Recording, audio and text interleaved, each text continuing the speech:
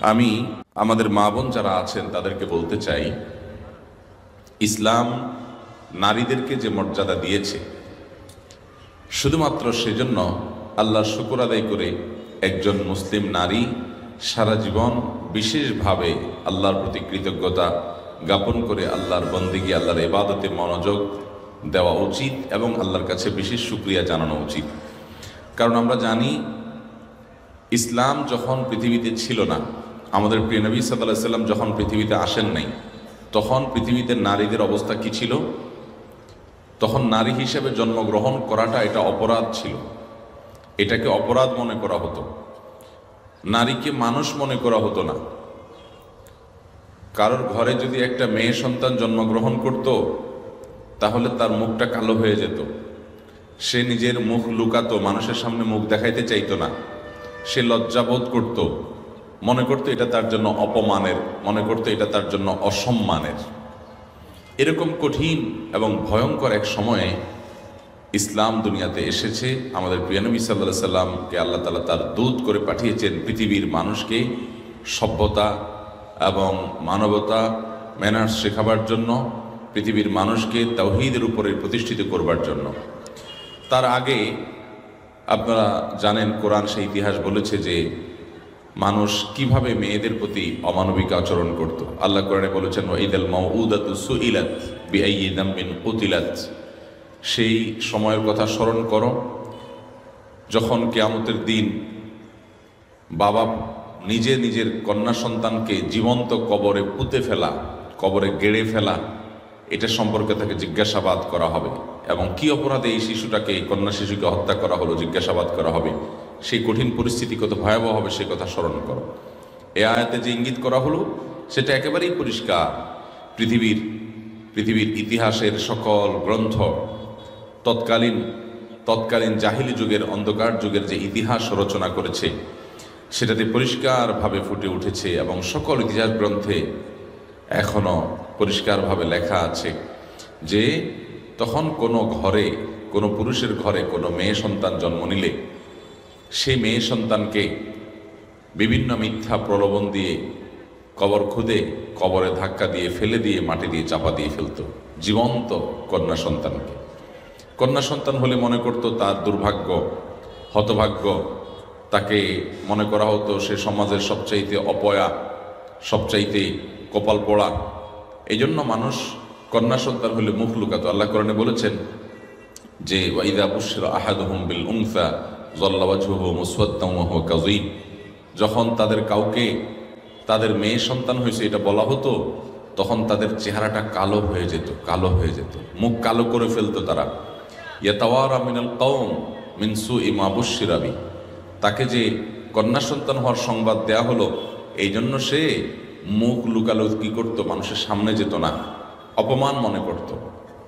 তো নারীকে এইভাবে অসম্মান করা হতো, মানুষ মনে করা হতো না, জুলুম নির্যাতন করা হতো আইয়ামে জাহিলিয়াতের সময়, জাহিলি যুগে, ইসলাম পূর্ব যুগে। আমাদের প্রিয় নবী সাল্লাল্লাহু আলাইহি ওয়াসাল্লাম এসে নারীদের কি মর্যাদা দিয়েছেন? মর্যাদা দিয়েছেন যে তিনি বলেছেন, যদি কারোর দুটি কন্যা সন্তান হয় আর এই দুইটা মেয়ে সন্তানকে সে ভালো করে পড়ালেখা করে, ভালো করে লালন পালন করে, তাদের প্রতি কোনো অবিচার না করে, ভালোবাসা, আদর, স্নেহ দিয়ে বড় করে, এরপরে এই মেয়েদেরকে যদি সে পাত্রস্থ করে, উপযুক্ত পাত্রস্থ করে, অর্থাৎ এই মেয়েদেরকে সুন্দর করে লালন পালন করে বড় করে তোলে, তাহলে আল্লাহ তাআলা ওই মা বাবাকে এর বিনিময়ে জান্নাতের গ্যারান্টি এবং নিশ্চয়তা দান করেছেন।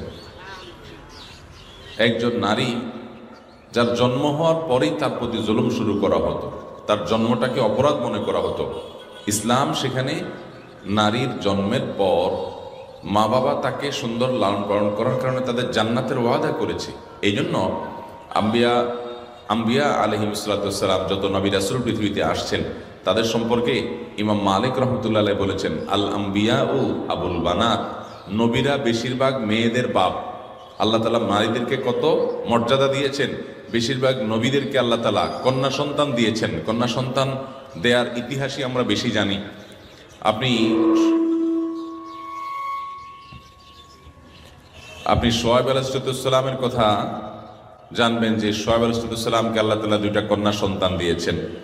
আমাদের নবী করিম সাল্লাল্লাহু আলাইহি সাল্লামের কথা আমরা জানি, আল্লাহ তাআলা তাকে ছেলে সন্তান দিলেও তাদেরকে ছোটবেলায় নিয়ে গেছেন, কিন্তু কন্যা সন্তান, 4টা কন্যা সন্তানকে আল্লাহ তাআলা বড় করেছেন, জীবিত রেখেছেন, এবং তার ওয়াফাতের সময় পর্যন্ত ফাতিমা রাদিয়াল্লাহু তাআলা আনহা জীবিত ছিলেন।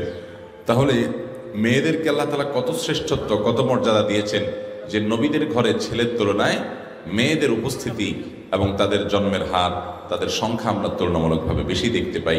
এর মাধ্যমে কি মেয়েদের মর্যাদা ইসলাম যে অনেক বেশি দিয়েছে, আল্লাহ যে নারীদেরকে অনেক বেশি সম্মান দিয়েছে, সেটা বোঝা যায় না। আপনি যখন কোরআন খুলবেন দেখবেন কোরআনে কারীমের মধ্যে দেখবেন সবচাইতে খুলে খুলে আলাদা করে নারীদের মাসআলাগুলোকে বিশেষভাবে বলা হয়েছে। জেনারেল মাসআলা যেগুলো, সেগুলো তো সবার জন্য সমান। রোজা রাখতে হবে সবার, নামাজ পড়তে হবে সবার, হজ করতে হবে সবার, যাকাত দিতে হবে সবার, যাদের সামর্থ্য আছে। নারী পুরুষ সবার জন্য সাধারণ কথা বলেছেন। পুরুষের মাসআলা আলাদা আলাদা করে, পুরুষের অধিকার, পুরুষের প্রাপ্য, পুরুষের পাওনা, তারপরে পুরুষের বিশেষ বিশেষ মাসআলা, এরকম কোনো কিছু আলাদা করে কিন্তু কোরআনে বলা হয় নাই। অথচ মেয়েদের মাসআলাগুলোকে আলাদা আলাদা করে কোরআনে বলা হয়েছে। সূরা তালাক দেখবেন, সূরা তাহরিম দেখবেন, আলাদা আলাদা স্বতন্ত্র পুরো সূরা দেখবেন যে আপনি নারীদের সম্পর্কে আল্লাহ তাআলা বিভিন্ন বিধান উল্লেখ করেছেন।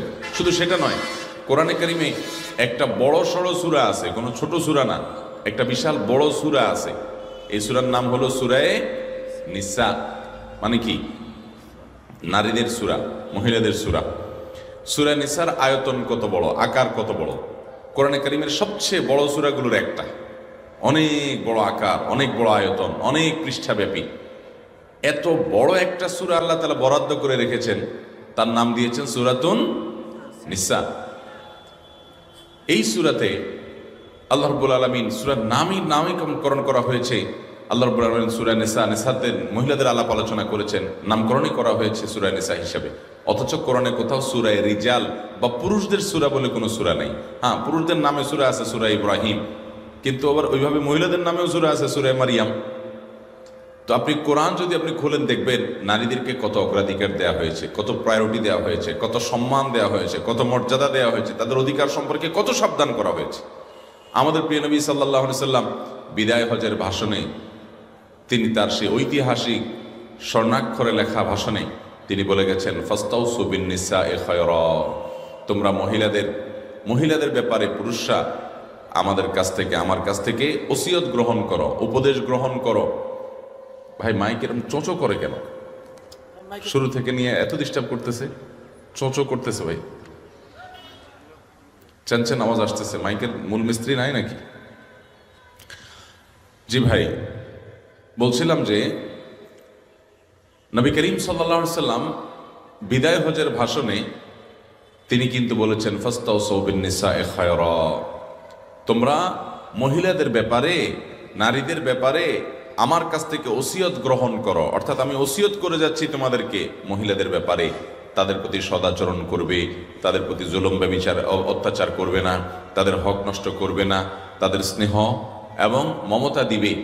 বাবা হিসাবে মেয়ে সন্তানকে, স্বামী হিসাবে স্ত্রীকে, ভাই হিসাবে বোনকে বিনম্রতার সাথে, স্নেহের সাথে, আদর এবং ভালোবাসার সাথে তাদেরকে বড় করে তুলবে।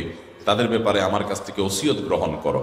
নারীদেরকে কত মর্যাদা ইসলাম দিয়েছে যে স্বয়ং নবী করিম সাল্লাল্লাহু আলাইহি সাল্লাম তার জীবনের শেষ গুরুত্বপূর্ণ সর্বোচ্চ ভাষণে, সবচেয়ে বড় সমাবেশে তিনি নারীদের কথাটাকে আলাদা করে বলে গেছেন, স্পেশাল করে বলে গেছেন। তাদের অধিকারের ব্যাপারে পুরুষ যেন সাবধান থাকে, পুরুষরা যেন সতর্ক থাকে, ওসিয়ত করে গেছেন রীতিমতো। কত বেশি গুরুত্ব দিয়েছেন নবী করিম সাল্লাল্লাহু আলাইহি সাল্লাম নারীদেরকে। আমার সম্মানিত মা বোনেরা, আল্লাহ তাআলা আপনাদেরকে এত মর্যাদা দিয়েছেন যে ইসলাম সর্বপ্রথম গ্রহণ করেছেন কোনো পুরুষ না, একজন নারী। সর্বপ্রথম ইসলাম গ্রহণ করেছেন কে? একজন নারী। কি নাম তার? খাদিজা রাদিয়াল্লাহু তাআলা আনহা। আপনি দেখেন দুনিয়াতে ইসলামের অগ্রযাত্রার জন্য পুরুষরা সব মৌলিক কাজগুলোতে নেতৃত্ব দিলেও সর্বপ্রথম ইসলাম গ্রহণ করার গৌরব কিন্তু আল্লাহ তাআলা কোনো পুরুষকে দেননি, একজন নারীকে দিয়েছেন। এটা কি আমাদের নারী সমাজের জন্য, এটা কি আমাদের মা বোনদের জন্য অনুপ্রেরণার কারণ নয়? এটা কি আমাদের মা বোনদের জন্য উৎসাহের বিষয় নয় যে সর্বপ্রথম মুসলমান পৃথিবীতে একজন নারী হয়েছেন, কোনো পুরুষ হয় নাই? কত বড় সম্মানের, কত বড় মর্যাদার, কত বড় গর্বের, কত বড় অনুপ্রেরণার বিষয়। শুধু এখানেই শেষ? ইসলামের ইতিহাসে সর্বপ্রথম আল্লাহর জন্য জান কোরবান করেছেন, শাহাদাত বরণ করেছেন, জীবন দিয়েছেন যিনি, তিনিও একজন নারী, সুমাইয়া রাদিয়াল্লাহু তাআলা আনহা। দেখেন, ইসলামের জন্য মহিলাদের তুলনায় পুরুষরাই শহীদ হয়েছে বেশি, কারণ মহিলারা তো যুদ্ধের ময়দানে যোদ্ধা হিসেবে অংশগ্রহণ করার নির্দেশ ইসলাম দেয় না। পুরুষরাই যোদ্ধা হবে, যার কারণে তারাই মারা যাবে, তারাই শহীদ হবে। কিন্তু এরপরও আল্লাহ তাআলা প্রথম শাহাদাত বরণ করার মর্যাদা দিয়েছেন যিনি কাফিরদের, বেঈমানদের অত্যাচারে, নিপীড়নে, জুলুমে, প্রচণ্ড আঘাতে তার জীবন আল্লাহর রাস্তা বিলিয়ে দিয়েছেন, তবুও ঈমান ছাড়েন নাই। আত্মত্যাগের এই স্বাক্ষর রেখেছেন একজন নারী, সুমাইয়া রাদিয়াল্লাহু তাআলা আনহা। আমার প্রিয় মা ও বোনেরা, এসব ঘটনাগুলো থেকে আমাদের বোঝা উচিত যে ইসলাম একজন নারীকে কোথা থেকে কোথা নিয়ে গেছে। যেখানে নারী হিসেবে জন্মগ্রহণ করলে, কন্যা হিসেবে জন্মগ্রহণ করলে জীবন্ত কবরস্থ করে দিত মানুষ, সেই বর্বর অসভ্য সমাজ ব্যবস্থাটাকে মাত্র কয়েক বছরের মধ্যে নবী সাল্লাল্লাহু আলাইহি সাল্লাম পরিবর্তন করে নারীকে এমন এক আসন দিয়েছেন, এমন এক মর্যাদা দিয়েছেন যে তাদের চেয়ে মর্যাদা অনেক দিক থেকে পুরুষরা পর্যন্ত পায় নাই। বিশেষ করে জান্নাতে যাওয়ার যে সহজ সরল পথ তাদের জন্য রাখা আছে, পুরুষদের জন্য পর্যন্ত সেটা কিন্তু নাই, অনেক কঠিন পুরুষদের জন্য। এইভাবে ইসলাম তাদেরকে মর্যাদা দিয়েছে। আপনি একটা জিনিস লক্ষ্য করেন, পৃথিবীতে বাপ ছাড়া সন্তান ছিল কি ছিল না? বাপ ছাড়া সন্তান, বাপ ছাড়া ছেলে মেয়ে হয়? পৃথিবীর ইতিহাসে কেউ হয়েছে? হয় নাই। ঈসা আলাইহিস সালামের বাপ ছিল? আল্লাহ তাআলা বিশেষভাবে তার মায়ের গর্ভে অলৌকিকভাবে তার জন্ম হয়েছে, সে ব্যবস্থা করেছেন, ঠিক না? দেখেন, পৃথিবীতে আদম আলাইহিস সালাম এবং হাওয়া, ওনাদের জন্ম হয়েছে, ওনাদের সৃষ্টি হয়েছে বাপ মা ছাড়া। ওনাদের সৃষ্টি হয়েছে কি ছাড়া? ওনাদের বাপও নাই, মাও নাই। অলৌকিকভাবে মাটি থেকে আল্লাহ ডাইরেক্ট সৃষ্টি করেছেন। তাহলে এটা আছে যে বাপ মা কেউই নাই, ডাইরেক্ট সৃষ্টি করেছেন আল্লাহ তাআলা। সেটা হলেন কে? আদম এবং হাওয়া। আর এছাড়া পৃথিবীতে যত মানুষ আসছে এদের মধ্যে আল্লাহ তাআলা বাপ ছাড়া মানুষ সৃষ্টি করেছেন, তিনি হলেন ঈসা আলাইহিস সালাম। মায়ের গর্ভে আসছেন সরাসরি। কিন্তু মা ছাড়া পৃথিবীতে আল্লাহ তাআলা কোনো মানুষ সৃষ্টি করেন নাই। দেখেন কত মর্যাদা আমাদের মায়েদের, যে মায়েদের কাছে সন্তানের কৃতজ্ঞতা পাশে আবদ্ধ থাকার ব্যবস্থা রয়েছে এমনভাবে যে পৃথিবীর একজন পুরুষও, একজন নারীও, একজন মানুষও মায়ের গর্ভ ছাড়া, অর্থাৎ মায়ের মাধ্যম ছাড়া দুনিয়াতে আসেন। যত নবী, যত রাসূল এসেছেন পৃথিবীতে, তাদের সবার মা আছে, কারোর বাবা নাই। ঈসা আলাইহিস সালামের বাবা ছিলেন না, কিন্তু মা সবার ছিলেন। তাহলে মায়েদের প্রতি কৃতজ্ঞ রেখেছেন আল্লাহ তাআলা দুনিয়ার সমস্ত পুরুষদেরকে। যত নবী রাসূল এসেছেন সবাই কোনো না কোনো মায়ের সন্তান, ঠিক না ভাই? ঠিক বলেন, কোনো না কোনো মায়ের সন্তান। মেয়েরা নবী হয় নাই, মেয়েরা রাসূল হয় নাই, কিন্তু নবী রাসূলদের মা, নবী রাসূলরাও যাদের সেবা করে, যত্ন করে, যাদেরকে শ্রদ্ধা করে, যাদেরকে সর্বোচ্চ সম্মান দিয়ে, তাদের প্রতি সদাচরণ করে, ইহসান করে তারপর তাদের জান্নাতকে নিশ্চিত করতে হয়েছে, সেই মর্যাদা দিয়েছেন আল্লাহ তাআলা আমাদের মা বোনদেরকে। ইসলাম যে মর্যাদা আমাদের মা বোনদেরকে দিয়েছে সেটি আমাদেরকে আল্লাহ তাআলা বুঝার তৌফিক দান করুন। অতএব এই মর্যাদা দেওয়ার জন্য শুকর আদায় করা লাগবে কি লাগবে না বলেন? আর এই শুকরিয়া আদায় করে আমরা দুনিয়া থেকে জান্নাতটা নিজের করে নিয়ে যেতে পারা, এটাই হলো আমাদের জন্য সবচেয়ে বড় চ্যালেঞ্জিং বিষয়। আমি প্রায়শই বলার চেষ্টা করি, জান্নাতে যাওয়ার দৌড়ে মহিলারা চাইলে, আমাদের মা বোনরা চাইলে পুরুষদের চাইতে আগায় থাকতে পারেন। তাদের জন্য বিষয়টা অনেক ক্ষেত্রেই সহজ। কিভাবে সহজ? সহজ এভাবে যে একজন পুরুষ, আল্লাহ তাআলা তাকে দায়িত্ব দিয়েছেন বাহিরের সকল ঝামেলা এটা সে পোহাবে। সে টাকা পয়সা রুজি করে নিয়ে আসবে, বাজার সদাই করে নিয়ে আসবে, ঘর বাড়ি তৈরি করবে, ব্যবসা বাণিজ্য দেখবে, চাকরি বাকরি করবে, ক্ষেত খামারি করবে, কৃষিকাজ করবে, মানুষের সাথে কায় কারবার করবে, লেনদেন করবে, দরবার করবে, মামলা মোকদ্দমার মধ্যে ঝামেলার মধ্যে যত পোহাবে এগুলো সব মোকাবেলা করবে। সব দায়িত্ব ইসলাম কাকে দিয়েছে? পুরুষকে না নারীকে? পুরুষকে। আর মহিলাকে আল্লাহ তাআলা দায়িত্ব দিয়েছেন যে তিনি তার স্বামীর সংসার সামলে রাখবেন, সন্তান গর্ভধারণ করার পর তাদেরকে দুগ্ধ দান করবেন, তাদেরকে মানুষ মতো মানুষ হিসাবে গড়ে তুলবেন, ঘরের ভিতরের সাইডটা দেখবেন। একটা সংসার শান্তি হওয়ার জন্য দুইটা দিক, একটা হলো ঘরের বাইরের আর হলো ঘরের ভিতরের, দুইটা দিক দেখা দরকার। আল্লাহ তাআলা নারীদেরকে ভেতরের দিকটা আর পুরুষদেরকে বাহিরের দিকটা দেখার নির্দেশ করেছেন। এখন তো আমাদের দুনিয়াতে, বর্তমান পৃথিবীতে এটাকে উল্টে বরং সব একাকার করে দেওয়ার একটা চেষ্টা চলছে। এই চেষ্টা ব্যর্থ হয়েছে, আরও ব্যর্থ হবে। কোনো দিনই এই চেষ্টা করে সফল হবে না। আল্লাহ তাআলা এভাবে সৃষ্টিই করেন নাই। নারীকে আল্লাহ তাআলা সৃষ্টি করেছেন, তার শারীরিক অবকাঠামো এমনভাবে দিয়ে রেখেছেন তার জন্য বাসায় থাকাটা উপযোগী। আপনি দেখবেন একজন নারী গর্ভধারণ করার পর 9 মাস 10 মাস পর্যন্ত তার কষ্ট করতে হয়। এই অবস্থায় রাস্তাঘাটে যাওয়া, চাকরি করা, ব্যবসা বাণিজ্য করা, হার্ড পরিশ্রম করা, এটা তার জন্য সম্ভব হয় না। ঘরে থাকাটা তার জন্য সম্ভব হয়। একজন নারী সন্তান জন্ম দেওয়ার পর 2 বছর পর্যন্ত সন্তানের যে দুধ পান করাইতে হয়, এই দুধের ব্যবস্থা, এই সন্তানের রিজিকের ব্যবস্থা আল্লাহ তাআলা মায়ের বুকে দিয়েছেন। শুধু দিয়েছেন তা নয়, আজও পর্যন্ত মেডিকেল সায়েন্স বলে যে মায়ের বুকের দুধের কোনো বিকল্প খাবার আল্লাহর জমিনে আরেকটা, শিশুদের জন্য আরেকটা নাই। বিকল্প থাকলে বলতেন যে বিকল্প দিয়ে সেরে ফেলবো। যতই দুধের ডিব্বা খাওয়ান, যতই আপনি পাউডারের দুধ খাওয়ান, যতই আপনি অন্য বাজারে কেনা দুধ খাওয়ান, মায়ের বুকের দুধের সমান পৃথিবীতে অন্য কোনো খাবার নাই। পৃথিবীর সকল চিকিৎসা বিজ্ঞানীদেরও একই কথা। তাহলে সন্তানের রিজিক আল্লাহ তাআলা যে মায়ের বুকে দিয়ে রেখেছেন, এই সন্তানকে দুধ পান করানোর জন্য রাস্তাঘাট, অফিস আদালত, দোকানপাট, বাহিরে এটা বেশি উপযোগী না বাসায় দুধ পান করতে বেশি সুবিধা? তাহলে এখান থেকে বোঝা যায় না আল্লাহ তাআলা মহান সৃষ্টিকর্তা, নারীদেরকে সৃষ্টি করেছেন এমন করে তাদের শারীরিক অবকাঠামোর দিকে তাকালে বোঝা যায়, তাদের সব দিক থেকে তাকালে বোঝা যায় আল্লাহ রাব্বুল আলামিন তাদেরকে ইন্টারনাল সাইড দেখার নির্দেশ দিয়েছেন। একটা শৃঙ্খলার সুবিধার্থে একজন বাহিরের সাইড দেখবে, একজন পুরুষ ভিতরের সাইড দেখবে। একটা সংসারের কল্যাণের জন্য পুরুষের যেমন অবদান আছে, একজন নারীরও অবদান আছে।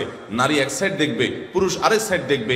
দুজনের সহযোগিতার মাধ্যমে একটা সংসার উন্নত হবে, সুখী হবে, ভালো জায়গায় চলে যাবে।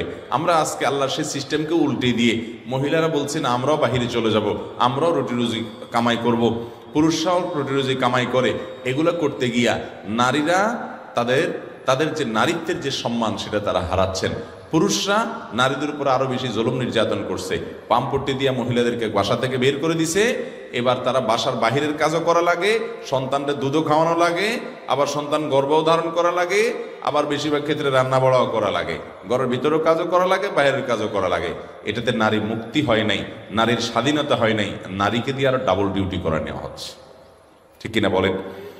অতএব আল্লাহর দেওয়া এই বিধানগুলোকে আমরা মাথায় রেখে যদি চলি, আমাদের জীবনটা আলোকিত হবে, আমাদের জীবনটা সুন্দর হবে। আমি যে কথাটা বলছিলাম যে জান্নাতে যাওয়া, আল্লাহকে সন্তুষ্ট করা, এটা তুলনামূলকভাবে পুরুষদের চাইতে নারীদের জন্য বেশি সহজ। কেন সহজ? নারীদের জন্য জান্নাতে যাওয়ার জন্য শর্ট সিলেবাস আছে। কি সিলেবাস আছে? শর্ট সিলেবাস, সংক্ষিপ্ত কারিকুলাম আছে। এই সংক্ষিপ্ত কারিকুলাম করলেই জান্নাত তাদের। নবী করিম সাল্লাল্লাহু আলাইহি ওয়াসাল্লাম ঈমানদার নারীদের জান্নাতে যাওয়ার জন্য 4টি বৈশিষ্ট্য উল্লেখ করেছেন। তিনি বলেছেন, ইদা সল্লাতিল মারআতু খামসাহা, যখন কোনো নারী 5 ওয়াক্ত নামাজ আদায় করবে, 5 ওয়াক্ত নামাজ সময় মতো, দেরি না করে, ওয়াক্ত হয়ে গেছে তারপর অন্য সব কাজকাম ফেলে রেখে নামাজ ধীরস্থিরতার সাথে সুন্দরভাবে কোনো নারী যখন আদায় করবে, ওয়াসামাত শাহরাহা, আর যখন রমজানের রোজা রাখবে, ওয়া আতাআত যাওজাহা, আর স্বামীর কথা যখন শুনে চলবে, এবং ওয়াহাফিজাত ফারজাহা, 4 নম্বর কাজ হলো নিজের লজ্জাস্থানকে হেফাজত করবে। কারোর সাথে পরকীয়া সম্পর্ক করবে না, কোনো রকম হারাম সম্পর্ক করবে না, ফেসবুকে, অনলাইনে, অফলাইনে, ইনবক্সে, হোয়াটসঅ্যাপে, ইমোতে কোনোভাবে কোনো পরপুরুষের সাথে হারাম কোনো যোগাযোগ করবে না। আল্লাহর ভয়ে নিজের ইজ্জতকে, সম্ভ্রমকে হেফাজত করবে। এই 4টা কাজ যে নারী করবে, 5 ওয়াক্ত নামাজ পড়বে, রমজানের রোজা রাখবে, স্বামীর কথা মেনে চলবে, এবং নিজের ইজ্জত, লজ্জাস্থান, সম্ভ্রমকে হেফাজত করবে, গুনাহ করবে না, জিনা ব্যভিচার করবে না। এই 4 কাজটা যে মহিলা করবে, নবী করিম সাল্লাল্লাহু আলাইহি ওয়াসাল্লাম সেই মহিলাকে জান্নাতের যে কোনো জান্নাতের দরজা দিয়ে প্রবেশ করার সুযোগ এবং ঘোষণা দিয়েছেন। তাহলে মহিলাদের জন্য জান্নাতে যাওয়া সহজ। একজন পুরুষ তার জন্য উপার্জনের হালাল হারাম এই বিষয়টা তাকে দেখতে হয়, এটা তার জন্য জটিল।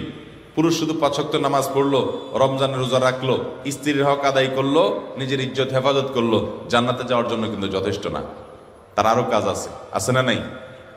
হালাল উপার্জন করা লাগবে কি লাগবে না? হারাম উপার্জন করলে কি জান্নাতে যেতে পারবে? তাহলে পুরুষকে কিন্তু বাহিরে গিয়ে উপার্জন করতে গিয়ে হালাল হারাম বাজ বিচার করতে হয়। বাহিরে গিয়ে উপার্জন করতে গিয়ে কারোর সাথে গন্ডগোল হলে সেখানে যাতে অন্যায় না করে, জুলুম না করে, কাউকে আঘাত না করে, মানুষকে হত্যা না করে, নানান বিষয় পুরুষের উপরে চলে আসে। মহিলাদের জন্য কিন্তু এই বিষয়গুলো আসে না, তাদের জন্য অনেক সহজ। কিন্তু দুঃখজনক, এরপরও নবী করিম সাল্লাল্লাহু আলাইহি ওয়াসাল্লাম বলেছেন, উরিতুকুন্না আকসার আহলিন নার, মহিলাদেরকে জাহান্নামে আমি বেশি দেখেছি। যদিও মানুষ এখনো জাহান্নামে যায় নাই, জাহান্নামে এখনো উদ্বোধন হয়ে নেই, জাহান্নাম সৃষ্টি হয়ে আছে, কিন্তু মানুষকে জাহান্নামে দেওয়ার কার্যক্রম এটা কিয়ামতে বিচারের পরে হবে। কিন্তু নবী করিম সাল্লাল্লাহু আলাইহি সাল্লামকে আল্লাহ তাআলা অলৌকিকভাবে তার মুআজিজার অংশ হিসেবে জান্নাত এবং জাহান্নামের ডামি আল্লাহ তাআলা দেখিয়েছেন। কিভাবে জান্নাতে যাবে মানুষ, কে যাবে, জাহান্নামে কারা যাবে, এগুলোর একটা ডামি আল্লাহ তাআলা তার নবী সাল্লাল্লাহু আলাইহি সাল্লামকে দেখিয়েছেন। সেটা দেখে তিনি বলেছেন যে আমি জাহান্নামে মেয়েদেরকে বেশি দেখেছি, মহিলাদেরকে জাহান্নামে বেশি দেখেছি। তাহলে যেখানে মহিলাদের জান্নাতে যাওয়ার কথা সবচেয়ে বেশি, তাদের জন্য জান্নাতে যাওয়া সবচেয়ে সহজ, অথচ আমাদের মা বোনরা আমাদের নিজেদের ত্রুটি বিচ্ছুতির কারণে, কয়েকটা অন্যায় অপরাধের আধিক্য থাকার কারণে আমাদের মা বোনরা জাহান্নামে অনেক বেশি পরিমাণে যাচ্ছে। নবী করিম সাল্লাল্লাহু আলাইহি সাল্লাম এ হাদিস বলার পর তিনি বলেছেন, মহিলাদের দুটি গুণের কারণে, দুটি খারাপ গুণের কারণে, দুটি দোষের কারণে তারা জাহান্নামে সবচাইতে বেশি যাবে বা বেশি যায়। এর ভিতরে একটা হলো তারা তুকফিরনাল লানা ও তাকফুরনাল আশির। তিনি বলেছেন, তোমরা মহিলারা বেশি বেশি করে লানত দাও, অভিশাপ দাও। এটা একটা রোগ। কথায় কথায় এটা পুরুষের মধ্যেও আছে এই রোগ, কিন্তু নারীদের মধ্যে স্পেশালি বিশেষভাবে এই দোষটা অনেক বেশি, যে কথায় কথায় লানত দেওয়া, চট করে রাগ হয়ে স্বামীকে, বাবাকে, সন্তানকে, ছেলে মেয়েকে, সংসারকে, এটাকে সেটাকে অভিশাপ দেওয়া, বদদোয়া করা, গজব দেওয়া, ঠাড়া দেওয়া, এরকম খারাপ উক্তিগুলা, অভিশাপগুলা বেশি বেশি দেওয়া, এটা জাহান্নামে যাওয়ার কারণ। আর আরেকটা হলো তাকফুরনাল আশির, স্বামীর নাশকরি করা। পুরুষদের মধ্যেও এই রোগ আছে। পুরুষও নাশকরি করলে তার ঠিকানা জাহান্নাম হবে, এতে কোনো সন্দেহ নাই। অনেক পুরুষ আছে যে তার মহিলা, তার স্ত্রীর সাথে তার সম্পর্ক ভালো, স্ত্রী সব দিক থেকে ভালো, একদিন একটু উল্টাপাল্টা হলে সে সাথে সাথে সারা বছরের সকল অবদানকে অস্বীকার করে। সারা বছর বেচারি যে ভালো ছিল এটা আর স্বীকার করে না। একদিন তরকারিটা খারাপ হলে আর 10 দিন যে ভালো হয়েছে ওইটার কথা সে ভুলে যায়। এরকম নিমক হারাম পুরুষও আছে। কিন্তু নবী করিম সাল্লাল্লাহু আলাইহি ওয়াসাল্লাম এই হাদিস থেকে বোঝা যায় যে আমাদের মা বোনদের মধ্যে এই রোগটা তুলনামূলকভাবে বেশি, যে তারা পুরুষদের বিশেষ করে তার স্বামীদের, তারা নেয়ামতকে অস্বীকার করে ফেলে খুব তাড়াতাড়ি। আর এটি তাদের জাহান্নামে যাওয়ার অন্যতম কারণ। এই জন্য আমাদের মা বোনদের জন্য এই দুটি অ্যালার্মিং পয়েন্ট, যে আসুন আমরা কোনো অবস্থাতে আমাদের সন্তানরা, আমাদের স্বামী, আমাদের মা বাবা, সংসার বা অন্য কোনো কিছুকে আমরা গালিগালাজ করা, বদদোয়া দেওয়া, ঠাড়া দেওয়া, আপনার অভিশাপ করা, আল্লাহ লানতের কথা বলা, এগুলো আমরা কখনো করব না। এবারে সাবধান থাকবো। আর দ্বিতীয়ত হলো, আল্লাহ তাআলা স্বামীর সংসারে যতটুকু আপনাকে নেয়ামত দিয়েছেন এতটুকুর জন্য আল্লাহ শুকর আদায় করবেন, নাশুকরি করবেন না। জীবনে তোমার সংসারে এসে কি পাইলাম? কিছুই পাইলাম না, আমার পুরো জীবন শেষ হয়ে গেছে, অথচ আমি তোমার সংসারে সুখের দেখাই পাইলাম না, এরকম কোনো কথা আমাদের মা বোনরা আমরা বলবো না। বরং আল্লাহ তাআলা আমাকে যে অবস্থা রেখেছেন সে অবস্থা আমরা শুকর আদায় করব। অনেক নারী, অনেক মহিলারা আমাদের কাছে আসেন, আমাদের মা বোনরা, আপনারা যারা আজকে আমার কথা শুনছেন, আপনাদেরও মনের ভিতরে অনেক অভিযোগ আছে, আমি জানি। আপনাদের প্রশ্নগুলো পড়লে বোঝা যায় কত কষ্ট আপনাদের। আমরা সেটা স্বীকার করি যে আপনাদের অনেক কষ্ট আছে। সেজন্য সকল মাহফিলে, সকল আলোচনায় আমরা পুরুষদেরকে আল্লাহর ভয় দেই, পুরুষদেরকে সতর্ক করি, পুরুষদেরকে জাহান্নাম থেকে বাঁচার জন্য আহ্বান করি, পুরুষদেরকে মহিলাদের অধিকার উপরে সচেতন করার জন্য আমরা সর্বদা সোচ্চার সবসময় কথা বলার চেষ্টা করি। কিন্তু আপনাদেরকে আজকে আমি পেয়েছি, আপনাদেরকে আমি বলতে চাই, আমার প্রিয় মা ও বোনেরা, ধরুন আপনার স্বামীটা অমানুষ, ধরুন আপনার শ্বশুরটা খারাপ মানুষ, ধরুন আপনার শাশুড়ি আপনার প্রতি জুলুম করে, ধরুন আপনার সংসারে আপনি সুখী না, কষ্টে আছেন। তো এই জন্য আপনি হাহুতাশ করে, এর জন্য আপনি অস্থির হয়ে, এর জন্য আপনি নিজের সুখকে নষ্ট করে দিয়ে বেসবর হয়ে আপনার কোনো লাভ হবে না। আমার প্রিয় মা, প্রিয় বোন, আপনি বরং সবর করলে কি হবে জানেন? আল্লাহ কোরআনে বলেছেন, ইন্নামা ইউওয়াফাস সাবিরুনা আজরাহুম বিগাইরি হিসাব। যারা ধৈর্যশীল হবে, যারা সবর করবে, দুনিয়ার বিভিন্ন কষ্ট, দুঃখ, মুসিবত এগুলোকে আল্লাহর দিকে তাকিয়ে যে সবর করলে আল্লাহ তাআলা সওয়াব দেন, জান্নাত দেন, আল্লাহ খুশি হন। আল্লাহ বলেছেন ইন্নাল্লাহা মাআস সাবিরিন, আল্লাহ ধৈর্যশীলদের সাথে থাকেন। আল্লাহ বলেছেন আল্লাহ ইউহিব্বুস সাবিরিন, তিনি ধৈর্যশীলদের পছন্দ করেন, ভালোবাসেন। ধৈর্যশীলদেরকে এত মর্যাদা আল্লাহ দিয়েছেন। আল্লাহর কাছ থেকে সওয়াবের আশায় যারা একটু ধৈর্য ধারণ করে, সবর করে, হজম করে নেয়, ঢোক গিলে নেয়, নিয়ন্ত্রণ করে নেয়, মেনে নেয়, মানায় নেয় নিজেকে, এ মানুষ সম্পর্কে আল্লাহ বলেছেন ইন্নামা ইউওয়াফাস সাবিরুনা আজরাহুম বিগাইরি হিসাব। ধৈর্যশীলদের বিনিময় আল্লাহ রাব্বুল আলামিন হিসাব ছাড়া দিবেন। কোনো হিসাব করে আপনাদেরকে দিবেন না। যখন আপনি ধৈর্যশীল হবেন, যখন আপনি সবরকারী হবেন, আল্লাহ তাআলা আপনাকে ডাইরেক্ট দিয়ে দিবেন, কোনো হিসাব নিকাশ করে দিবেন না। আল্লাহর কাছ থেকে হিসাব নিকাশ করে জান্নাতে যাওয়া এত সোজা কাজ না। আল্লাহ যদি বিনা হিসাবে কাউকে জান্নাতে দেয় তাহলে সেটা সহজ, আর বিনা হিসাবে জান্নাতে যাওয়া এই সৌভাগ্য অর্জন হবে সবরকারীদের, ধৈর্যশীলদের। আমার প্রিয় মা ও বোন, আপনার স্বামীটা অমানুষ, আপনার প্রতি জুলুম করে, আপনাকে গালিগালাজ করে, আপনার বাপমা তুলে কথা বলে, আপনাকে কষ্ট দেয়, আপনার বাপমার দিকে তাকায় না, শুধু নিজেরটাই বুঝে জুলুম অবিচার করে, হয়তো পরকিয়া করে, হয়তো সে অমানুষ, হয়তো সে খারাপ মানুষ, হয়তো সে আপনার কোনো হক আদায় করে না, হয়তো সে বন্ধু বান্ধব নিয়ে আড্ডা মারে, হয়তো সে সংসারের দিকে তাকায় না, হয়তো তার আরো অনেক দোষ আছে, হয়তো আপনার শ্বশুর বাড়িতে আপনার ননদ দ্বারা আপনি কষ্ট পান, আপনার দেবর জুলুম করে, আপনার শ্বশুর অত্যাচার করে, শাশুড়ি বকাঝকা করে, যৌতুকের জন্য চাপ দেয়, নানান কারণে আপনার মনে কষ্ট আছে। আপনি অবশ্যই সেই কষ্ট দূরের জন্য যথাযথ নিয়মে চেষ্টা চালাবেন, মুরব্বীদের মাধ্যমে চেষ্টা চালাবেন, নিজে চেষ্টা চালাবেন, আল্লাহর কাছে দোয়া করবেন তাদেরকে হেদায়েত দেওয়ার জন্য। যদি সীমা লঙ্ঘন তারা করে ফেলে, অবিচার সীমা ছাড়া চলে যায়, তাহলে আপনি অবশ্যই বিচারের ব্যবস্থাও করতে পারেন। কিন্তু মনে রাখবেন, সবচাইতে বড় এবং সবচাইতে মূল করণীয় হলো সবর এবং ধৈর্য ধারণ করা। আল্লাহ তাআলা বহু নারীকে সবরের পরীক্ষায় উত্তীর্ণ করে তাদেরকে জান্নাত দিয়েছেন, কোরআনে তাদের বিবরণ উল্লেখ করেছেন। মনে রাখবেন, আমাদের যত কষ্টই হোক, এই কষ্টগুলোর কি এক সময় শেষ হবে না চিরকাল অনন্ত অসীমকাল কষ্ট চলতে থাকবে? কি বলেন? কষ্টের কি শেষ আছে না নাই? যত কষ্টই আপনি করেন, যত জুলুমের শিকার আপনি হন, সবচেয়ে বেশি জুলুমের শিকারও যদি হন, তাহলে আপনার যতদিন প্রাণ আছে ততদিন জুলুমের শিকার করবেন। মরে গেলে আর আপনার প্রতি জুলুম করতে পারবে? তাহলে জুলুমের একটা সীমা আছে, শেষ আছে। অত্যাচারের একটা কি আছে? শেষ আছে। অত্যাচারের শেষ হলো আপনার জুলুম করতে করতে আপনাকে মেরে ফেলবে, এই তো, এর বেশি তো আর হবে না। তাহলে ইমানদারের মৃত্যুটাই কি শেষ, না মৃত্যুটা শুরু? মৃত্যুটা বরং ইমানদারের শুরু। হয় সুখের শুরু, আর না হলে দুঃখেরও। আল্লাহু আকবার। এই একটা কথা চিন্তা করলে সকল দুঃখী বোন আমার, সকল কষ্টে থাকা মায়েরা আমার, আপনাদের কষ্টগুলো সব দূর হয়ে যাবে এই একটা কথা চিন্তা করলে, যে ইমানদারের মৃত্যু মানে কাফেরের মৃত্যুর মতো না। কাফের যে আল্লাহর প্রতি বিশ্বাস নাই, যার আখিরাতে বিশ্বাস নাই, আখিরাতের প্রতি ঈমান নাই, ওই কপাল পোড়া তো মনে করে দুনিয়াতে যতদিন ফুর্তি করতে পারি এইটাই তো আমার অর্জন। হায় হায় রে, অর্জন ছাড়া যদি, সুখ ছাড়া, ভোগ করা ছাড়া দুনিয়ার জীবন চলে যায়, তাহলে তো আমি দুঃখী, কারণ আমার তো দুনিয়ার জীবন শেষ মানে সব শেষ। কিন্তু ইমানদার তো সেরকম না। ইমানদার তো হাতির মতো, বাঁচলেও লাখ, মরলেও লাখ। বরং ইমানদারের মৃত্যুর পর তার আসল জীবন শুরু হয়ে যাবে। দুনিয়ার সুখ সুখ না আখিরাতের সুখের তুলনায়, দুনিয়ারে দুঃখ দুঃখ নয়, আখিরাতের দুঃখ জাহান্নামের দুঃখের তুলনায়।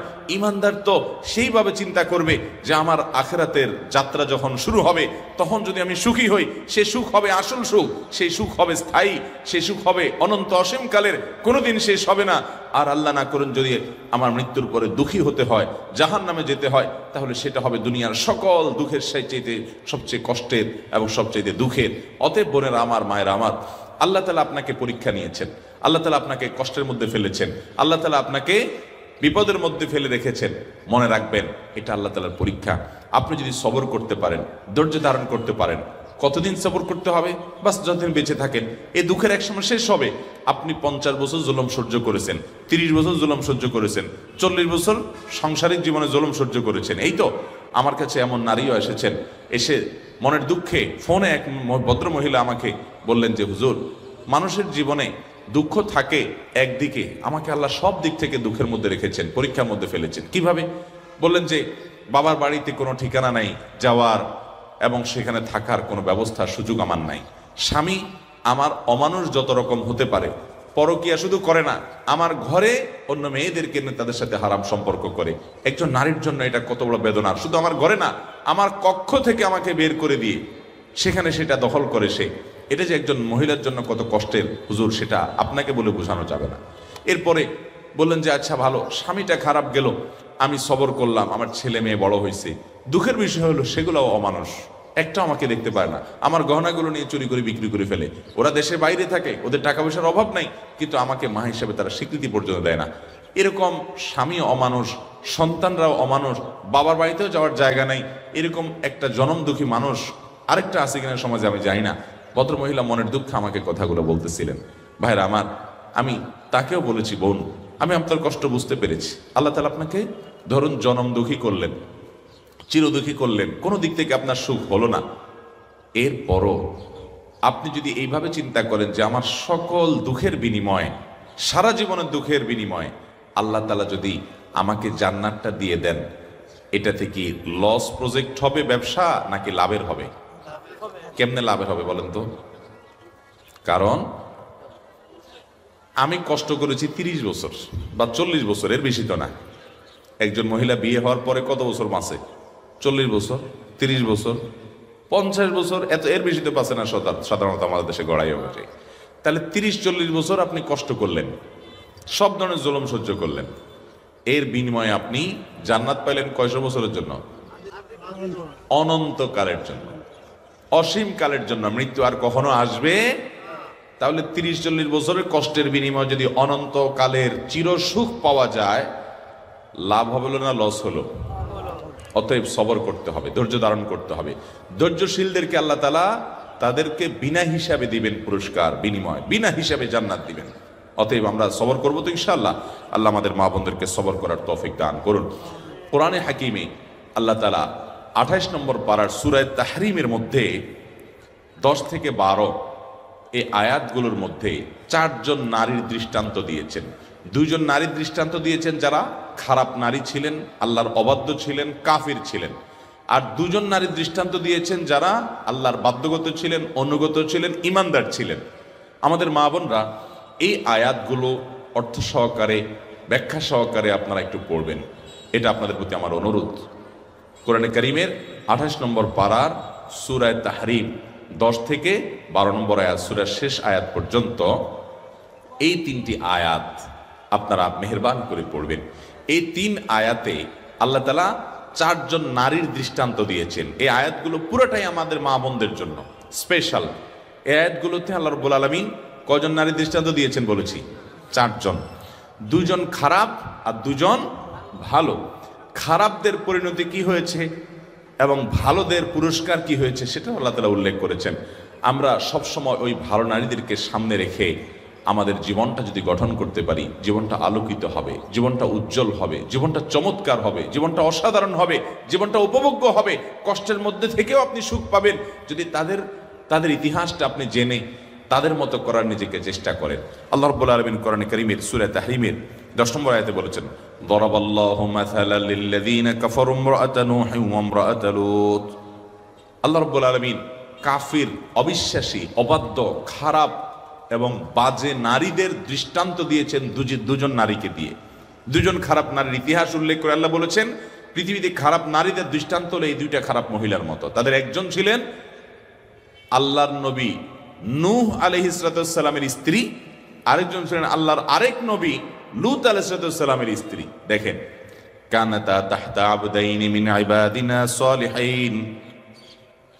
অবাক করা বিষয় হলো এই 2 পৃথিবীর ইতিহাসের খারাপ নারী, তারা আল্লাহর 2 জন প্রিয় বান্দা, আল্লাহর 2 জন নবীর স্ত্রী হয়েছেন। তারা তাদের ঘরের লোক ছিলেন। চিন্তা করেন, নবীর স্ত্রী হয়ে তারা সবচেয়ে খারাপ নারী হয়েছেন। ফাখানাতাহুমা, তারা তাদের স্বামীদের খেয়ানত করেছে, স্বামীদের কথা তো মানেই নেই, বরং স্বামীদের আমানতের খেয়ানত করেছে, নিজের চরিত্র ধ্বংস করেছে, পরকিয়া এবং হারাম সম্পর্ক। এবং লূত আলাইহিস সালামের স্ত্রী, তিনি সমকামিতায় লিপ্ত হয়েছেন, জঘন্য অপরাধে লিপ্ত হয়েছেন এবং তাদের দলভুক্ত হয়েছেন, আল্লাহ লানত-প্রাপ্ত অভিশপ্ত হয়েছেন। নূহ আলাইহিস সালামের স্ত্রী, তারও একই কথা, তিনি আল্লাহর অবাধ্য হয়েছেন, স্বয়ং তার স্বামীর প্রতি আনুগত্য করেন নাই, স্বামীর প্রতি ঈমান আনেন নাই, অবাধ্য হয়েছেন। আল্লাহ তাআলা বলেছেন, ফালাম ইউগনিয়া আনহুমা মিনাল্লাহি শাইআ ওয়া কিলা দুখুলান নার মা'আদ দাখিলিন। লূত আলাইহিস সালামের স্ত্রী আর নূহ আলাইহিস সালামের স্ত্রী, তারা দুজন নবীর স্ত্রী হওয়ার পরও যখন আল্লাহর অবাধ্য হয়েছে, খারাপ পথে গেছে, হারাম করেছে এবং কুফরি করেছে, স্বামীর অবাধ্য হয়েছে, আল্লাহ রাব্বুল আলামিন বলেছেন যে তারা নবীর স্ত্রী হওয়ার কারণেও তাদের কোনো লাভ হয় নাই, বরং তাদেরকে আল্লাহর পক্ষ থেকে নির্দেশ দেওয়া হলো, ওয়াকিলা দুখুলান নার মা'আদ দাখিলিন, তোমরা জাহান্নামীদের সাথে জাহান্নামে চলে যাও, তোমাদের ঠিকানা জাহান্নাম, কারণ তোমরা খারাপ নারী ছিলে, আল্লাহর অবাধ্য ছিলে।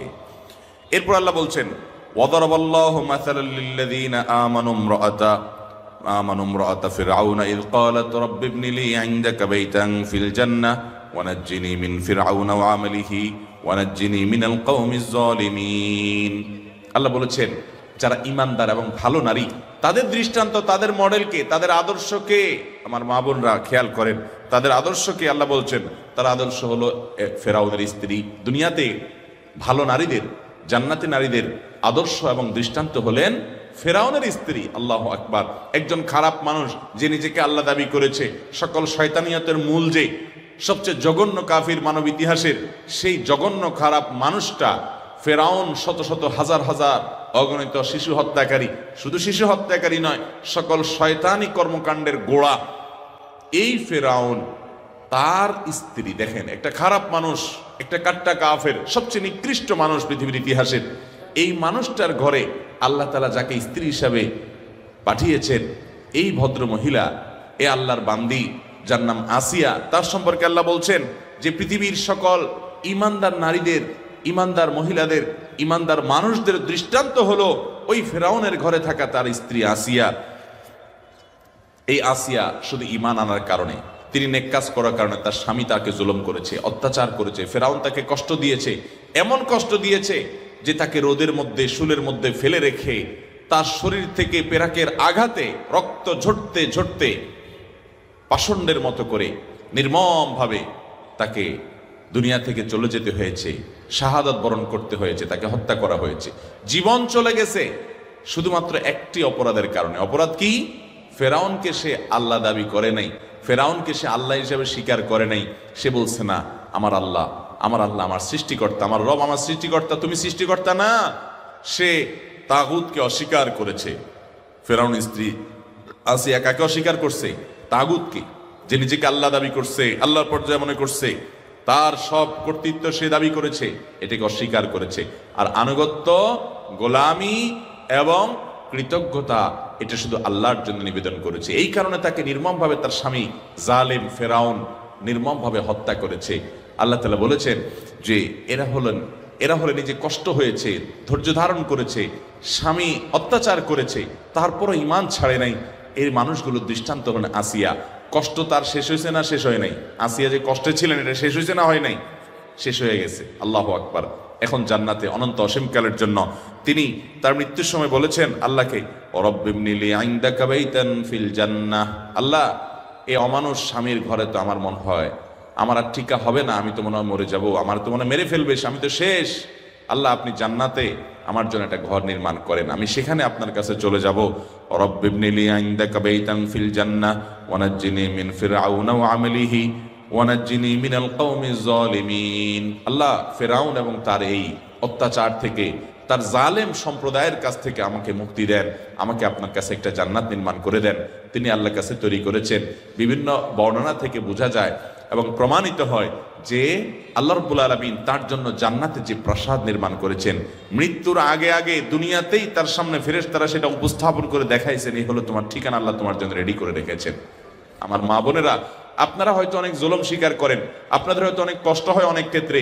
আমি আবারও বলছি, আপনাদের কষ্ট যেন না হয়। পুরুষদেরকে আমরা সবসময় নসিহা করি, আজকে আপনাদেরকে পেয়েছি, আমি আপনাদেরকে বলতে চাই, আপনারা আসিয়ার সাথে তুলনা করবেন। আল্লাহ কোরআনে তার দৃষ্টান্ত দিয়েছেন আপনাদের জন্য। ফেরাউন তার স্ত্রী আসিয়ার প্রতি যে জুলুম করছে, আপনারা তো অত জুলুম সহ্য করতে হয় না, অত জুলুম সহ্য করতে হয়? আসিয়া যদি ফেরাউনের এত জুলুম সহ্য করেন, তাহলে আপনাদের আদর্শ হলেন তিনি। অতএব আল্লাহর জন্য সবর করবেন, ধৈর্য ধারণ করবেন এবং আল্লাহর কাছে পানা চাইবেন। আমি বলছি না যে আপনি কোনো প্রতিকার করবেন না, প্রতিকারের চেষ্টা করবেন, জুলুম হলে সেটা থামানোর চেষ্টা করবেন মুরব্বীদের মাধ্যমে, নিজে বা অন্যভাবে। কিন্তু যদি কোনোভাবে আপনি সেটা করতে না পারেন, আপনি অস্থির না হয়ে আপনি আল্লাহর ফায়সালাকে মেনে নিয়ে সবর করবেন, আর সবরের বিনিময়ে আল্লাহ তাআলা জান্নাত দিবেন। আরেকজন নারীর দৃষ্টান্ত আল্লাহ দিয়েছেন ভালো নারীদের। ওমারিয়াম ইবনাত ইমরান আল্লাতী আহসানাত ফারজাহা ফানাফাখনা ফীহি মির রূহিনা ওয়া সাদ্দাকাত বিকালিমাতি রাব্বিহা ওয়া কুতুবিহি ওয়া কানাত মিনাল কানিতিন। আর মারিয়ামের দৃষ্টান্ত, দুনিয়ার মুসলমান ইমানদার নারীদের, আল্লাহর অনুগত নারীদের দৃষ্টান্ত হলেন মারিয়াম। এই মারিয়াম, তার বৈশিষ্ট্য কি ছিল? তিনি নিজে পুত পবিত্রা ছিলেন, তার চরিত্রে কখনো কালিমা লাগতে তিনি দেন নাই। দেখেন, আজ আমাদের ছেলেদের কথা বলেন, মেয়েদের কথা বলেন, চরিত্রহীনতা, জেনা ব্যভিচার, এটা আজকে এত ব্যাপক হয়ে গেছে। সরাসরি জেনা আজকাল করা লাগে না, ছবি দেখে দেখে মনে মনে জেনা করে, ভিডিও দেখে দেখে মনে মনে জেনা করে, জল্পনা কল্পনা করে।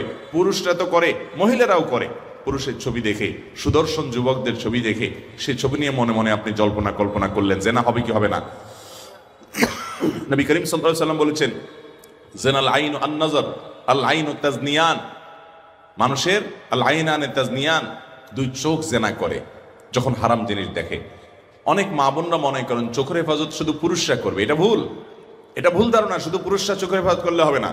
আল্লাহ তাআলা কোরআনে কারিমে পুরুষদেরকে যেমন বলেছেন, কুল্লিল মুমিনিনা ইয়াগুদ্দু মিন আবসারিহিম ওয়া ইয়াহফাযু ফুরুজাহুম, হে রাসূল, মুমিন পুরুষদেরকে, ইমানদার পুরুষদেরকে বলে দেন তারা তাদের চক্ষুগুলোকে হেফাজত করে, তাদের ইজ্জতকে তারা হেফাজত করে। যেন এই নির্দেশ যেমন পুরুষদেরকে আল্লাহ করেছেন, একই নির্দেশ নারীদেরকেও করেছেন। কুল্লিল মুমিনাতি ইয়াগুদ্দুনা মিন আবসারিহিন্না ওয়া ইয়াহফাযনা ফুরুজাহুন্না, হে রাসূল, আপনি ইমানদার নারীদেরকেও বলে দেন তারাও যেন তাদের চোখকে হেফাজত করে, লজ্জাস্থানকে হেফাজত করে, তারা যেন চরিত্র নষ্ট না করে। জান্নাতে যাওয়ার জন্য এই যুগের সবচেয়ে বড় বাধাগুলোর মধ্যে থেকে একটা বাধা হলো এইটা, যে সৎ চরিত্রবান থাকতে পারা। এটা অনেক বড় চ্যালেঞ্জিং একটা ব্যাপার। দুনিয়াতে আজ এত ফিতনা যে পুরুষ বলেন মহিলা বলেন, ফিতনা থেকে বেঁচে থাকা কঠিন হয়ে যায়। এই জন্য হারাম জিনিস যেন চোখে না পড়ে সেই চেষ্টা করতে হবে। চোখে পড়লে আপনার মনে আসবে, মনে আসলে সেটা বাস্তবায়ন করবেন, আস্তে আস্তে জেনার দিকে চলে যাবেন। আর যদি জেনার দিকে আপনি নাও যান, শুধু তাকিয়ে তাকিয়ে আপনি মজা নিলেন, মনে মনে জল্পনা কল্পনায় হারাম সম্পর্ক করলেন তার সাথে, তাহলে এটাও কিন্তু আপনার জেনা হবে। অতএব আমাদের মা বোনরা দেখেন, আল্লাহ তাআলা মারিয়ামের দৃষ্টান্ত এনেছেন, যে মারিয়াম ছিলেন ঈসা আলাইহিস সালামের মা, যিনি ছিলেন ঈসা আলাইহিস সালামের মা, যিনি ছিলেন ইমরানের পরিবারের। সেই মারিয়াম সম্পর্কে আল্লাহ রাব্বুল আলামিন আমাদের মা বোন আপনাদেরকে বলছি, আল্লাহ তাআলা আপনাদের জন্য দৃষ্টান্ত দিয়েছেন যে মারিয়াম তার চরিত্রকে হেফাজত করছে। তার চরিত্রকে কি করছে? হেফাজত করছে। যার কারণে তার চরিত্রে কোনো কালিমা লাগতে দেয় নাই, কোনো পরপুরুষের ছোঁয়া স্পর্শ লাগতে দেন নাই। তিনি তার ইজ্জতকে হেফাজত করেছেন, সংগ্রাম করেছেন। আল্লাহ তাআলা কোরআনে তাকে দৃষ্টান্ত এনেছেন, আমাদেরকে মারিয়ামের মধ্যে হতে হবে। আমাদের চরিত্রে কোনো কালিমা লাগতে দেওয়া যাবে। আমাদের যুবতী বোন যারা আছেন আপনাদেরকে বলছি, কোনো ছেলে যদি আপনাকে প্রপোজ করে, কোনো ছেলে যদি আপনাকে অবৈধ সম্পর্ক করার প্রস্তাব করে, আল্লাহকে খুশি রাখবার জন্য সৎসাহস করে সেটাকে ডিনাই করে দিবেন। অনেক মেয়েরা আছে হারাম সম্পর্কে জড়ায় পড়ে। কেন? যে আমার বিয়ে হয় না হয়, উপযুক্ত ছেলে পাই না পাই, একটা ছেলে পাইছি, অতএব ও আমাকে অফার করছে, আমি তার কাছে চলে গেলাম। আপনার যদি সারা জীবন বিয়ে না হয়, আপনার যদি সারা জীবন একা একা কাটাতে হয়, তারপরও আপনি কোনো ছেলের সাথে হারাম সম্পর্ক করা জায়েজ হতে পারে। এই শক্ত মনোবল আপনার থাকতে হবে। অনেক বোনরা আছেন, আমাদের অল্প বয়সে মেয়েরা আছেন, মা বাপ জুলুম করে, বিয়ে দিতে দেরি হলে, বিয়ে হতে দেরি হলে তারা নানান কথা শোনায়। মা বাপ অমানুষ, তারা জাহেল, তারা ভালো মুসলমান না, তারা বুঝে না যে একজন নারীকে, একজন মেয়ে সন্তানকে যতদিন লালন পালন করবে, যতদিন ভরণ পোষণ দিবে, আদর স্নেহ ভালোবাসা মমতা দিবে, ততদিন তারা সওয়াব পাবে আল্লাহর কাছে। এটা মা বাপ বুঝে না। অনেক কপাল পড়া মা বাপ মেয়েদেরকে খোঁচায় যে হ্যাঁ তোমার বিয়ে হচ্ছে না কেন। মেয়েরা বাধ্য হয়ে অনেক ছেলেদের সাথে হারাম রিলেশনে চলে যায়। মনে রাখবেন, হারাম রিলেশনে যাবেন না। প্রয়োজনে আপনি পর্দার মধ্যে থেকে উপার্জন করে নিজের পায়ে নিজে দাঁড়াবেন, তারপর আপনি হারাম রিলেশনে যাবেন, সংগ্রাম করবেন। অল্প উপার্জন করলেন, অল্প কামাই করলেন, অল্প খেলেন, প্রয়োজনে ছোট বাচ্চা টিউশনি করলেন, যেভাবে নিজের ইজ্জত হেফাজত হয় সেভাবে করবেন, সংগ্রাম করবেন। মনে রাখবেন জীবনটা খুবই সংক্ষিপ্ত ভাইয়েরা আমার, বোনেরা আমার, আমরা মায়েরা, জীবনটা খুবই সংক্ষিপ্ত, দেখতে দেখতে চলে যাবে। গতকালকে আমি ঢাকা এয়ারপোর্টে আসার সময় ডোমেস্টিকের ভিতরে দেখলাম যে এক ভদ্র মহিলা, তিনি আরেকজন পুরুষের সাথে কথা বলছেন। যার সাথে কথা বলছেন পুরুষ ভদ্রলোক, অনেক বয়স্ক, 70-80 মতো বয়স হওয়ার কথা। ওনার সাথে কথা বলছেন যে ভদ্র মহিলা, উনি অনেক বয়স্কা, আমার পাশেই। তো এই বয়স্কা মহিলা ওই ভদ্র পুরুষকে বলছিলেন যে আমি আপনার বাসায় প্রায় যাইতাম, আপনার মনে পড়ে। সম্ভবত তারা শালি দুলাভাবে এরকম কোনো একটা সম্পর্ক তাদের হয়তোবা। বলে যে অনেক বেশি যাইতাম, মনে পড়ে।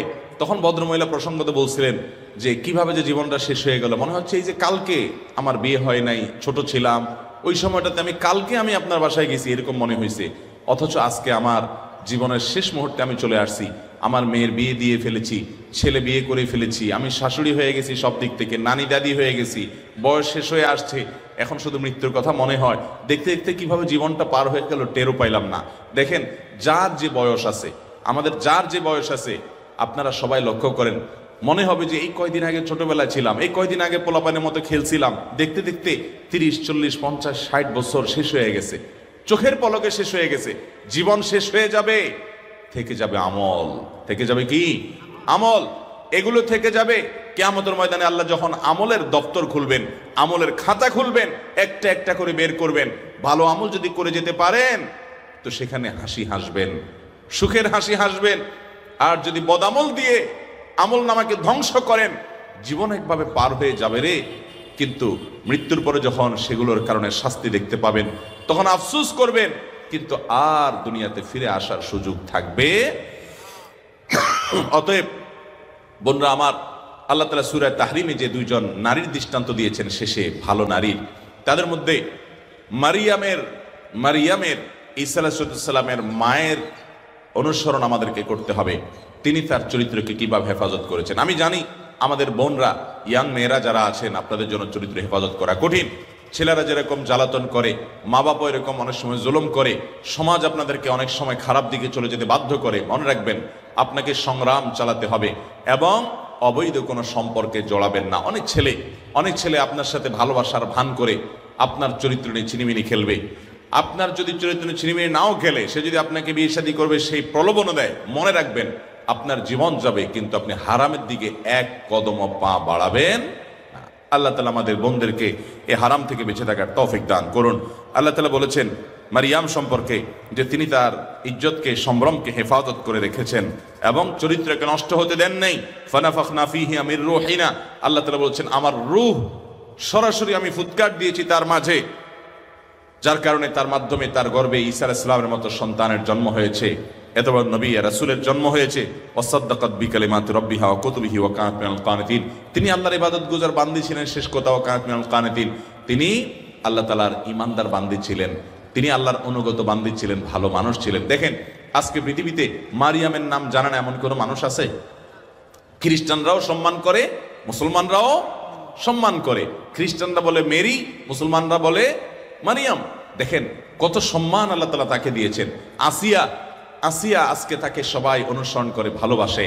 ফেরাউনের আর নূহ আলাইহিস সালামের স্ত্রী, লূত আলাইহিস সালামের স্ত্রী যারা খারাপ ছিল, তারা হয়তো দুনিয়াতে কিছুদিন মজমাস্তি করছে, কিছুদিন ফুর্তি ফার্তা করছে, কিন্তু তারা ইতিহাসের আস্থা করে নিক্ষিপ্ত হয়ে গেছে। নোংরা একটা ইতিহাস তাদেরকে ঘৃণা ভরে মানুষ স্মরণ করে। আজকে তারা কোথায় হারিয়ে গেছে। শুধু এরাই নয়, পৃথিবীর ইতিহাসের আসুন আমরা একটু কয়েক হাজার, কয়েকশো বছর পিছনে চলে যাই। যত খারাপ মানুষ ছিল, ফেরাউন ছিল, হামান ছিল, নমরুদ ছিল, আবু জাহাল ছিল, আবু লাহাব ছিল, যত কাফির ছিল, সেটা পুরুষ হোক অথবা নূহ আলাইহিস সালাম, লূত আলাইহিস সালামের স্ত্রীর মতো মহিলা হোক, যত কাফির, যত অবাধ্য, যত আল্লাহর নাফরমান বান্দা ছিল, বান্দি ছিল, তারা যখন পৃথিবীতে ছিল দুনিয়াতে তারা অনেক মাতবরি করেছে, অনেক ফুর্তি ফার্তা করেছে, অনেক ভোগ বিলাস করেছে, কিন্তু আজ পৃথিবীর ইতিহাসে তারা আস্থা করে নিক্ষিপ্ত হয়ে গেছে। তাদের সন্তানের নামে কেউ সন্তানও রাখে না, কোনো কাফের বেঈমানেও নমরুদ নিজের ছেলের নাম রাখে না, ফেরাউন নিজের ছেলের নাম রাখে না, আবু জাহাল নিজের ছেলের নাম রাখে না, আবু লাহাব নিজের ছেলের নাম রাখে না, কোনো কাফিরও রাখে না। তারা এইভাবে ঘৃণিত হয়ে গেছে, হারিয়ে গেছে, নিকৃষ্ট হয়ে গেছে। আর পৃথিবীর ইতিহাসে হাজার হাজার বছর আগে, শত শত বছর আগে আল্লাহর নেককার বান্দা যারা ছিলেন তাদেরকে এখনো পৃথিবীতে মানুষ শ্রদ্ধাভরে স্মরণ করে। তারা কষ্ট করে হয়তো জীবন পার করে গেছেন, কিন্তু তাদের জীবন সমুজ্জ্বল হয়েছে, তাদের ইতিহাস সোনালী অক্ষরে লেখা হয়ে গেছে, তারা সৌভাগ্যবান মানুষের কাতারে শামিল হয়ে গেছে। অতএব ভাইরা আমার, বোনেরা আমার, আমাদের জন্য জীবনের চ্যালেঞ্জ হলো আমাকে ইমানদার থাকতে হবে, আমাকে মুত্তাকি থাকতে হবে, আমাকে পরহেজগার থাকতে হবে, আমাকে আল্লাহর বিধানের উপরে থাকতে হবে। বোনেরা, আমাদের বড় চ্যালেঞ্জ হলো যে আমাদের চরিত্রকে হেফাজত করতে হবে। কোনো পরপুরুষের সাথে আমরা দেখা দিব না, আমার পর্দার বিধান মেনে চলবো। অনেক মহিলারা আছেন পর্দার বিধান মেনে চলেন না, পুরুষদের সাথে দেখা করেন, পুরুষদের সাথে কথা বলেন, আপনার আমল নামে গুনাহ লেখা হয়, আল্লাহর নাফরমানি হয়, আল্লাহর অবাধ্যতা হয়। এটা তো ফেরাউনের স্ত্রীর মতো হলো না, আসিয়ার মতো হলো না। আপনি যদি বিপর্দা হন তাহলে আপনার দৃষ্টান্ত হবে নূহ আলাইহিস সালামের স্ত্রী কাফেরের মতো, লূত আলাইহিস সালামের কাফের স্ত্রীর মতো আপনার অবস্থা হবে, পরিণাম হবে জাহান্নাম। অতএব আপনাকে চ্যালেঞ্জ নিতে হবে, পর্দাপোশিদায় থাকতে হবে। স্বামী রাজি না হলে স্বামীকে বোঝাতে হবে যে আমি বেপর্দা হয়ে বাইর হলে আমাকে পরপুরুষরা দেখে বাজে চিন্তা করবে, তুমি কি সেটা মেনে নেওয়ার কথা? অতএব পর্দাপোশীদের সাথে থাকতে হবে, আপনার দেবরদের সাথে আপনার পর্দা করতে হবে, বাসুরদের সাথে আপনার পর্দা করতে হবে। আপনাকে বাস রাস্তা বের হলে আপনাকে পরিপূর্ণ পর্দা করে বের হতে হবে, কারণ আপনাকে নিয়ে পুরুষরা মনে মনে বাজে চিন্তা করবে। একজন মহিলা যদি খোলামেলা পোশাকে, অশ্লীল পোশাকে যদি বাহিরে বের হয়, রাস্তা বের হয়, তাহলে পুরুষরা দেখে তাকে মনে মনে বাজে চিন্তা করে, মনে মনে জেনা করে, মনে মনে জল্পনা কল্পনা করে, তার নিয়ে মনে চিন্তা, খারাপ চিন্তা করে। এটা কখনো একজন মুসলমান নারীর জন্য সম্মানের বিষয় হতে পারে? এই জন্য একজন নারী তাকে পর্দার মধ্যে অবশ্যই থাকতে হবে। পর্দা আল্লাহর ফরজ বিধান। মহিলারা যদি পর্দার বিধানটা মেনে চলেন, 5 ওয়াক্ত নামাজ পড়েন, স্বামীর আনুগত্য করেন। স্বামীর আনুগত্য করাটা কঠিন, কারণ স্বামীর কথা সব সময় মানতে মন চায় না। যদি স্বামী আল্লাহর কোনো নির্দেশের বিরুদ্ধে বলে তাহলে সেটা মানবেন না, কিন্তু আল্লাহর নির্দেশের মধ্যে থেকে যতক্ষণ নির্দেশ করবে সেটা আপনাকে অবশ্যই মানতে হবে। আমাদের অনেক বোনরা আছেন, তারা আজকাল সব কাজ করতে রাজি, নামাজ পড়তে রাজি, রোজা রাখতে রাজি, এমনকি পর্দাও করতে রাজি, সবই ঠিক আছে, কিন্তু স্বামীর কথা শুনতে রাজি না। মনে রাখবেন, আল্লাহর নির্দেশ আপনার বুঝে না আসলেও, আপনার ভালো না লাগলেও, আপনার কাছে কষ্ট হলেও স্বামীর নির্দেশগুলোকে মেনে চলেন, স্বামীকে শ্রদ্ধা করেন। মনে রাখবেন, আপনার জান্নাতে যাওয়ার জন্য এটা পূর্ব শর্ত। ওই যে নবীজি সাল্লাল্লাহু আলাইহি ওয়াসাল্লাম 4টা শর্ত দিয়েছেন মহিলাদের জান্নাতে যাওয়ার জন্য: 5 ওয়াক্ত নামাজ পড়া, রোজা রাখা, স্বামীর আনুগত্য করা, আল্লাহর জান্নাতের হেফাজত করা। এখানে স্বামীর আনুগত্য করা, এটাকে আমি বলি তিতা করল্লার মতো।